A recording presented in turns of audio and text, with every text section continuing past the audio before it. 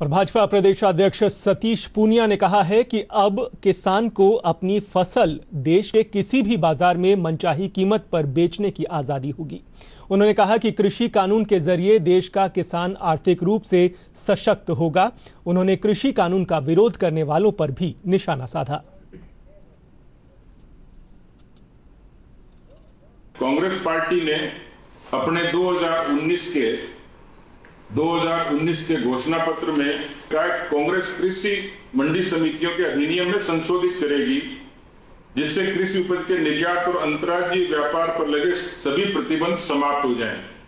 ये कांग्रेस पार्टी का घोषणा पत्र है। दूसरा 21 में उन्होंने कहा है आवश्यक वस्तु अधिनियम 1955 को बदलकर आज की जरूरतों और संदर्भों के हिसाब से नया कानून बनाएंगे, जो विशेष आपात परिस्थितियों में ही लागू हो सकेगा। ये उनका खुद का अपना घोषणा पत्र की कॉपी है, जिसका वो विरोध कर रहे हैं।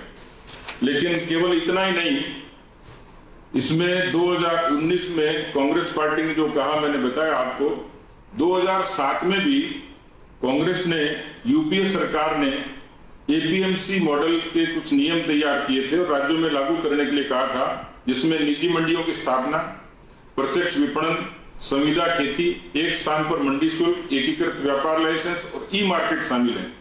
ये 2007 में खुद ने कहा था कि हम ये काम करेंगे। इसी तरीके से संविदा खेती हेतु कांग्रेस के शासनकाल में एपीएमसी अधिनियम जो था, उसके अंतर्गत कर्नाटक में हरियाणा में 2007, कर्नाटक में 2003, महाराष्ट्र में 2006, मध्य प्रदेश में 2003 और 19 राज्यों में ये प्रावधान किए गए थे। इसके साथ ही पंजाब, तमिलनाडु, उड़ीसा में अलग अलग संविदा के नियम लागू किए गए थे। हरियाणा की 2007 में भूपेंद्र सिंह हुड्डा की सरकार ने संविदा खेती प्रारंभ की थी, 2007 में हरियाणा की सरकार ने, और स्वयं एसबी मिलर कंपनी को पहला पंजीकरण प्रमाण पत्र दिया था। इसी तरीके से पंजाब के चुनाव में 2017 में कांग्रेस ने घोषणा पत्र में इन्हीं सारी बातों का उल्लेख किया था।